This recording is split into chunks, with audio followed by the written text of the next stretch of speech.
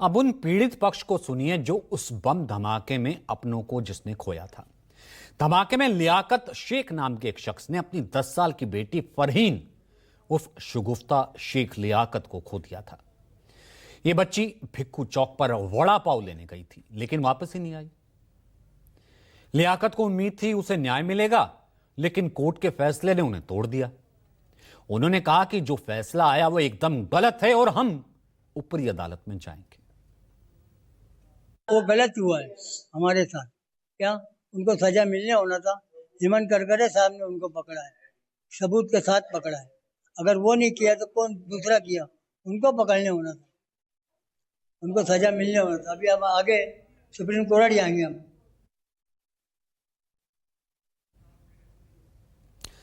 ना सिर्फ अभी बल्कि इस मामले ने उस वक्त भी अपने राजनीतिक और सांप्रदायिक रंग के कारण पूरे देश का ध्यान अपनी ओर खींचा था।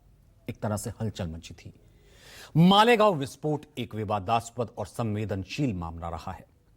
शुरुआती जांच में महाराष्ट्र आतंकवाद निरोधक दस्ते एटीएस ने इसे इस्लामिक आतंकवाद से जोड़ा, लेकिन बाद में जांच की दिशा बदल गई। इसने भगवा आतंकवाद की अवधारणा को जन्म दिया। उसी वक्त यह थ्योरी क्वाइन हुई थी। भगवा आतंकवाद शब्द का इस्तेमाल पहली बार तत्कालीन गृहमंत्री पी चिदंबरम ने वर्ष 2010 में किया था।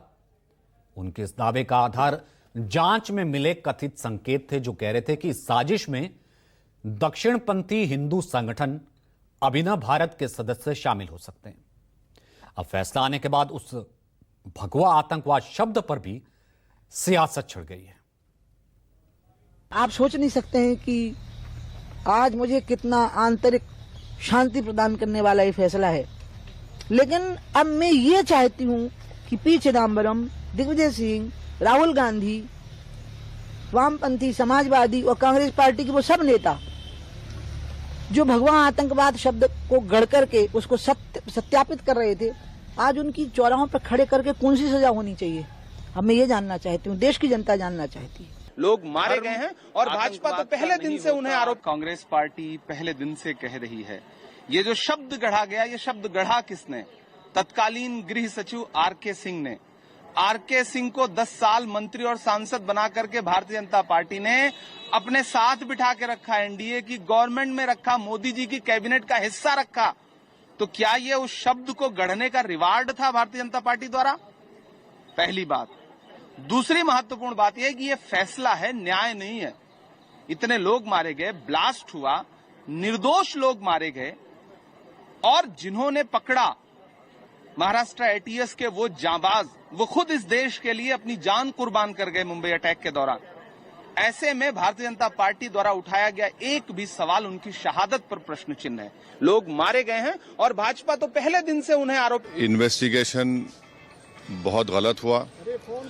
दूसरी बात यह है कि 17 साल के बाद कोर्ट ने तमाम आरोपियों को एक्विट कर दिया। हमारा पहला सवाल मोदी सरकार से और महाराष्ट्र की बीजेपी सरकार से है कि जिस तरह वो लोग अपनी बेचैनी का इजहार किए थे और ऐसा लग रहा था कि उनके जिस्म में कोई बहुत बड़ी चीज छुप चुकी है, वो सुप्रीम कोर्ट भागकर मुंबई के जो ट्रेन ब्लास्ट में उन्होंने सुप्रीम कोर्ट भागे थे, सुप्रीम कोर्ट को गए, वहां पर जाकर उन्होंने उस जजमेंट पर स्टे लिया। मेरा पहला सवाल यह है कि क्या टेररिज्म के ऊपर इनकी हिपोक्रेसी होगी अगर वो सुप्रीम कोर्ट नहीं जाएंगे? क्या वो सुप्रीम कोर्ट को जाएंगे? दूसरा यह है कि मिलिट्री ग्रेड आरडीएक्स वहां पर इस्तेमाल हुआ, ये एनआईए ने अपनी चार्जशीट में कहा। अब ये मिलिट्री ग्रेड आरडीएक्स इस्तेमाल हुआ तो फिर ये कहां से आया?